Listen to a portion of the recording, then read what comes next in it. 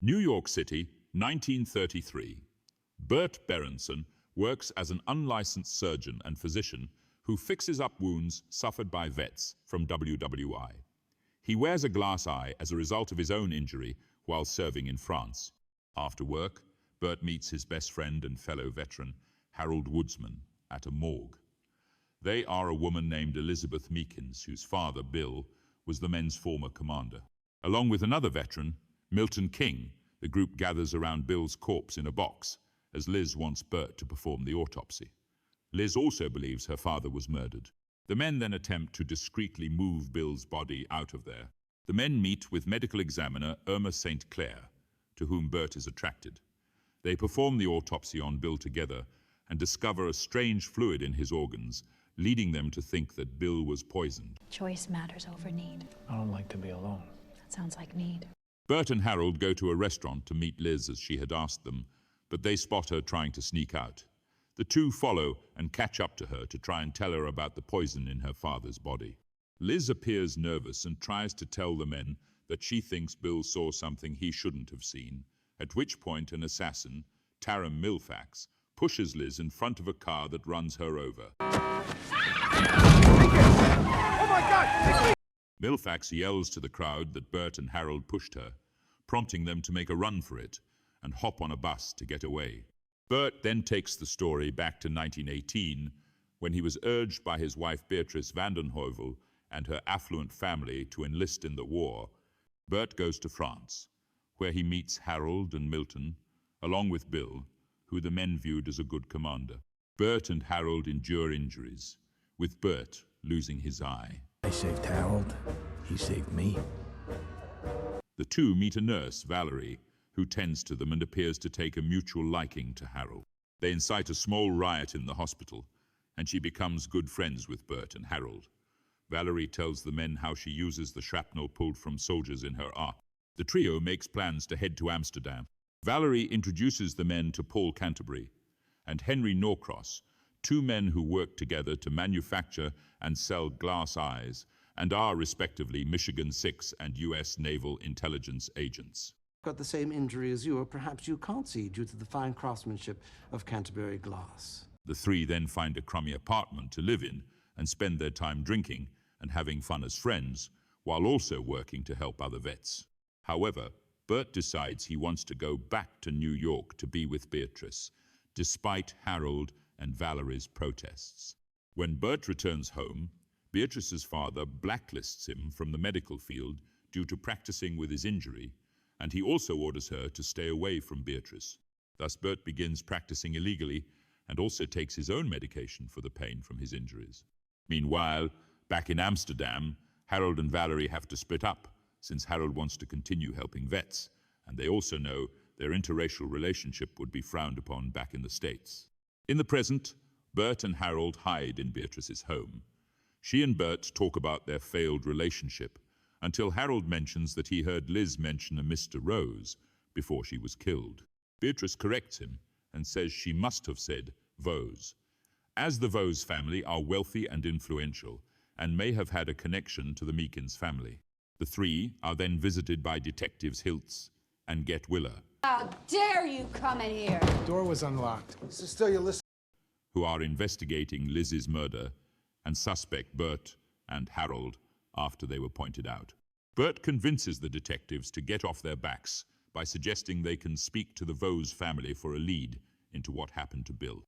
On their way out of the house, they see Milfax drive by them with his accomplice and threaten them by mentioning the Committee of the Five. Bert and Harold score a meeting with Tom Vose. They meet his neurotic wife Libby and then learn that Valerie is Tom's sister, as she sees the men again for the first time in 15 years. Valerie also appears to be suffering from a genetic nerve disease. She privately speaks to Bert and Harold regarding the truth about her background. Tom later arrives and meets the men. No. No. Oh, no, no, no. Who suggest that they speak to General Gil Dillenbecko to vouch for them, as he was close to Bill and can tell who was traveling with him that might be connected to his murder. While waiting to contact Dillenbeck, Bert is visited by Getwiller and Hiltz, with the former needing medical attention for his own war wound. Bert is then met by Irma, who was attacked and had her arm broken by men who took Bill's autopsy reports from her. Bert sets her arm back into place, and they share a kiss. Was it classical? No classic.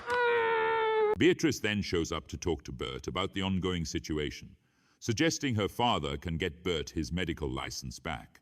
Irma then tells the detectives about the contents of the autopsy reports. She guides Bert to an office where he meets with Valerie, Harold, and Milton. The trio goes to a hotel to meet with Paul and Henry. Valerie and Harold show them and Bert that they saw Milfax and followed him to a shady clinic where people were being forcibly sterilized. They got into a physical confrontation with Milfax and another man before learning about the Committee of the Five. Paul suggests that this clinic is tied to a cabal that supports other clinics like this in Germany, with plans for world domination. Henry then tells the trio to get Dillenbeck to be a guest speaker at an upcoming gala to help bring down this organization. The trio then go to Dillenbeck's house to speak with him. Fine. I can run. Oh my Valerie! He tells them that he was in contact with Bill before his death, when Bill told Dillenbeck that he had witnessed something horrific. Dillenbeck also says he has been receiving money from a mysterious benefactor from the Committee of the Five to try and get him on their side. Bert asks Dillenbeck to speak at the gala to try and weed the bad guys out. The benefactor, Maguire, arrives and asks Dillenbeck to join their cause, as they wish to remove Franklin D. Roosevelt from his presidency and take over themselves. Dillenbeck then agrees to be a speaker at the gala. The trio introduces Dillenbeck to Tom and Libby, the latter of who is not so secretly enamored with him. Tom helps get Bert and Harold off the hook with the cops. On the night of the gala, Dillenbeck meets several men associated with the Committee of the Five and gives him a speech they want him to read. Beatrice and her family show up hoping to meet Dillenbeck, but Bert decides to cut ties with them for good. Did you hear what Father said about you moving in? No, thank you. When Dillenbeck goes up to speak, he uses his own speech. Milfax attempts to assassinate him, but Valerie and Harold spot him and knock him off a ledge onto the stage, where he is promptly arrested.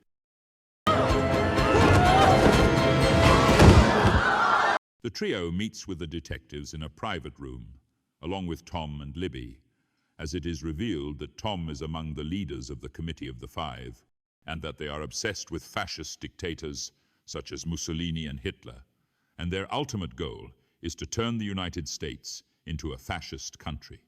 Bill was murdered for working against them. It is also revealed that Tom had been tampering with Valerie's medication to make her suffer from the nerve disease. Valerie fantasizes about shooting Tom and Libby in the face, but they are taken away by the police. Are you all right, Valerie? You're shaking. Oh, I'm fine. Bert narrates that Tom and the rest of the committee were arrested but not for long, and they faced no further punishment for their actions while continuing to slander Dillenbeck. The general testifies against them to Congress and returns home to live in peace. Harold and Valerie flee the country so they can continue their relationship without scrutiny. Bert then pursues a relationship with Irma. His final words muse on love, the kind Valerie and Harold have, and the love he has for them as his friends.